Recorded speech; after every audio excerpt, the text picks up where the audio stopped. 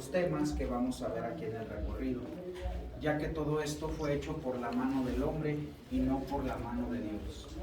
En este museo existen cerca de 46 aparatos de tortura, de los cuales la mayoría son interactivos. Quiere decir que si ustedes gustan, se pueden subir a ellos a tomarse la foto del recuerdo.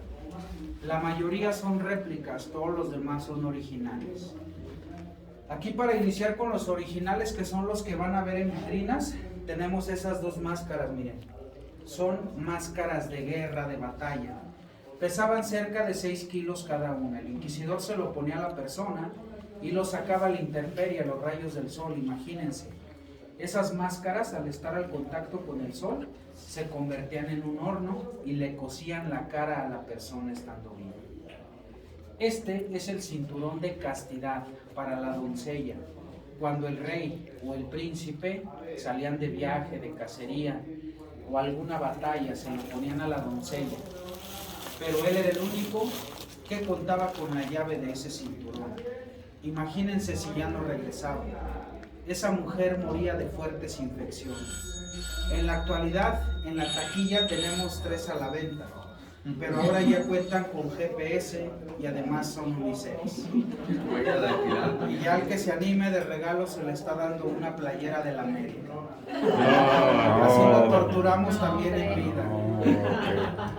Esta que vemos aquí, amigos, se conocía como la pera de la angustia, para aquella mujer que acusaban de blasfemia o prostitución, o al hombre que acusaban de ser homosexual. A la mujer por blasfemia se la ponían en la boca, le daban la vuelta, se abría como un capullo, le destrozaban la mandíbula y toda la parte de la boca. Cuando era por blasfemia, cuando era por prostitución, pues era vía vaginal. Y al hombre que era homosexual, imagínense dónde iba. En el recto se la introducían, le daban vuelta, se abría hasta que le desgarraba y moría desangrado. Esta máscara se usaba para los ladrones, se la ponían a la persona, en la parte de atrás tenía una cadena, entonces lo traían en las plazas públicas, literal, como si fuera un perro. La gente del pueblo ya ubicaba que esta persona había robado por el tipo de máscara que traía portando, entonces donde lo veían, lo humillaban, le gritaban cosas, lo escupían, incluso se orinaban o defecaban en él. Cuando esta persona se cansaba de eso, dejaba caer la cabeza y los picos de abajo se le encajaban en el corazón y en los pulmones. Esa es una de las más crueles. A la persona la amarraban para que estuviera inmóvil y en ese tubo que tiene en medio le metían animales como larvas de mosca, gusanos carnívoros y escarabajos y le tapaban. Los animales buscaban la salida y al no encontrarla se le iban metiendo por las fosas nasales. Le iban cavando hasta llegar al cerebro y era una muerte lenta y dolorosa. Esta que tenemos aquí, amigos, es el aplastacráneos. A los lados había unos grilletes, con esos le amarraban las manos a la persona. Luego metían aquí dentro su cabeza y le daban vueltas a este torniquete. Se iba cerrando poco a poco. Tronaba la mandíbula, botaba todos los dientes hasta que se escuchaba que reventara el cráneo. La señal que esta persona ya había muerto era que se le salían los ojos. Esta que vemos aquí era conocida como la trompeta del alborotador. Hace unos días vino un señor y nos dice: miren, ahí tienen el cinturón de castidad de los hombres. Le dice su esposa: tú no estés de presumido, que a ti ni te queda. Esta parte, miren, iba en el cuello de la persona y sus dedos iban en esta posición. Entonces, cuando la traía puesta, parecía que esa persona tocaba un instrumento, de ahí le viene ese nombre. Pero en realidad es que al tener sus dedos aquí, otra persona consecutivamente se encargaba de apretar estas tuercas. Se cortaba la circulación de la sangre, se hinchaba la mano, se ponía morada, de morada a negra, hasta que a esta persona le daba gangrena. Aquí en la ciudad de Guanajuato, amigos, se da el fenómeno de momias en seres humanos y en animales. Pero déjenme decirles que la palabra momia es un prefijo árabe. Significa cuerpo embalsamado, embetunado o preparado para una eterna conservación, como les hacen a las momias de Egipto o de Perú. Les sacan los órganos principales, les ponen ungüentos, bálsamos, vendajes, para que el cuerpo se conserve eternamente. Aquí lo que sucedió en la ciudad es que los cuerpos los enterraban en ataúdes de madera muy gruesa, y eran en gavetas de metro por metro, no eran en el piso, sino en gavetas. El cuerpo, cuando empezaba a soltar esos líquidos, que precisamente son los que hacen que se descomponga el cuerpo, la madera gruesa del ataúd los chupaba, y la gaveta era muy caliente. Entonces estos dos factores lo que hacían era secarlo, deshidratar el cuerpo, así como una ciruela pasa lo deshidrataba, y ya se secaba. Entonces cuando los descubren, pues llegan después a grabar películas como El Santo contra las momias de Guanajuato, o Santo y Blue Demon contra las momias. No les iban a poner El Santo contra los cuerpos deshidratados o ese tipo de títulos, por eso les ponen el mote de momias, pero en realidad solo son cuerpos áridos, cuerpos secos. Aquí tenemos algunos cuerpos deshidratados, miren, de animales. Por ejemplo, arriba está una cabra, ese de ahí es un murciélago, un perico. Hay tortugas, ratas, ratones, un armadillo, una rana, aquí está el armadillo, hay zarigüeyas y un gato. Esa que vemos ahí, amigos, es una celda conocida como mazmorra. Ahí metían a las personas desnudas, sin alimento, sin bebida, literal ahí se secaban. Quedaban con esa expresión de sufrimiento y dolor en su rostro. Las dejaban como muestra, como escarmiento para las demás personas que quisieran cometer su misma falta o el mismo pecado, vieran lo que les iba a suceder si lo hacían. ¿Bien? ¿Por qué hay un espejo? Los puso uno, pero bueno, el día que los pusieron yo no vine, pero una persona que se dedica a ese tipo de cosas decía que en este lugar había muchas malas vibras. En tiempos antepasados esos espejos los ponían para ahuyentar a las brujas. Cuando la bruja veía su reflejo en el espejo, se iba. Pero ese lo pusieron que para ahuyentar las malas vibras. Vamos a pasar de este lado. Bájale.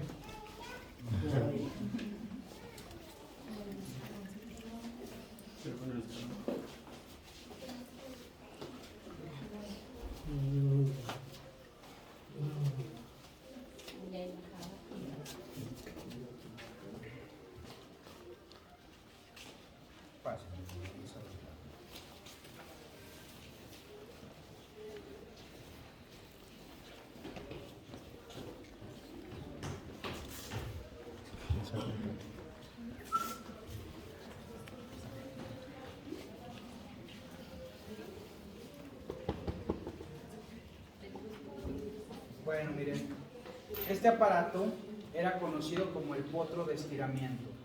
A la persona la ponían en esta posición, con los grilletes de abajo le amarraban las piernas y con esta soga las manos.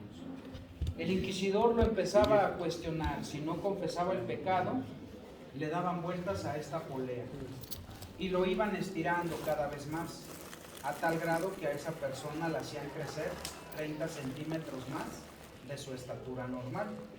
Pero eso no era todo, era tanto el estiramiento a la persona que le zafaban las extremidades.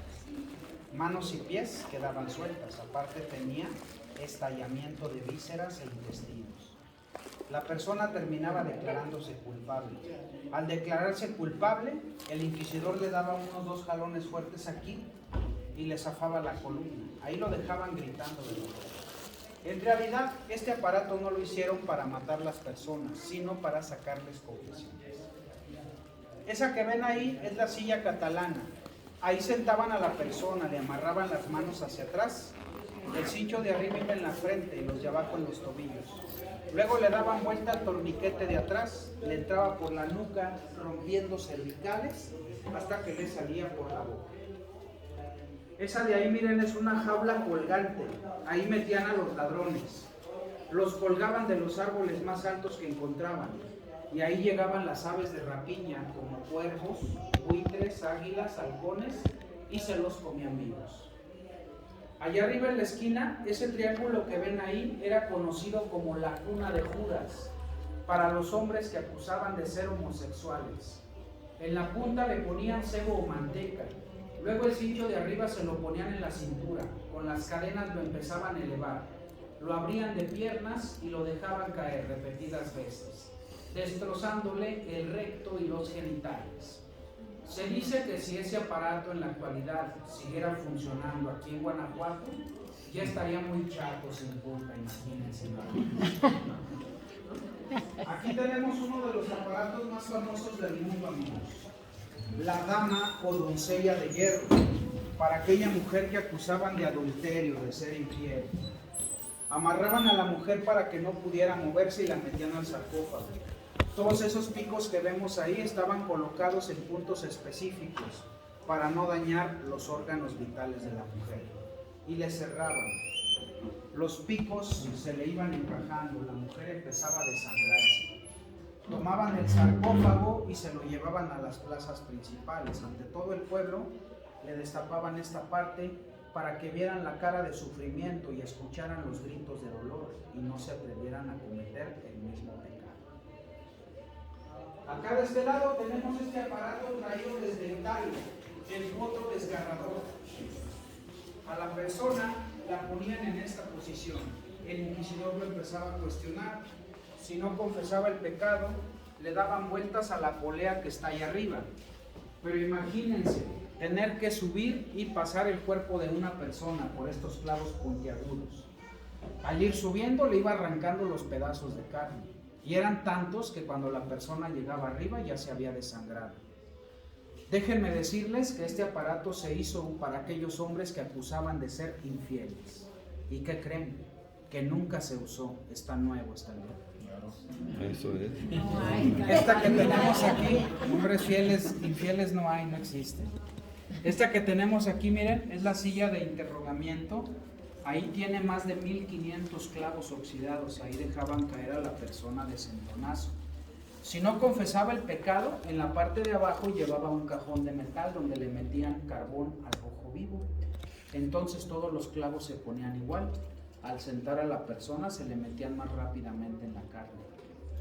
En la actualidad, esta silla la dejaron como remedio para aquellas personas que sufren de hemorroides. Ahí está la solución. De este lado, amigos, esta es la ruleta de San Andrés. Con los grilletes de arriba le sujetaban las manos y con los de abajo los tobillos. Pero la tina que está aquí abajo la llenaban de toda la porquería posible que ustedes se puedan imaginar. Aguas sépticas, vómito, orines, escupidas, sangre, incluso animales muertos le echaban ahí dentro. Y luego le daban vuelta. Dejaban la cabeza de la persona adentro de la tina, no la dejaban que se ahogara, pero esto lo hacían repetidas veces. Al paso de los días, como esa persona varias veces sintió ahogarse, dio muchos tragos del agua de la tina y moría de fuertes infecciones en el estómago. Muy bien, amigos, vamos a pasar de este lado al patio.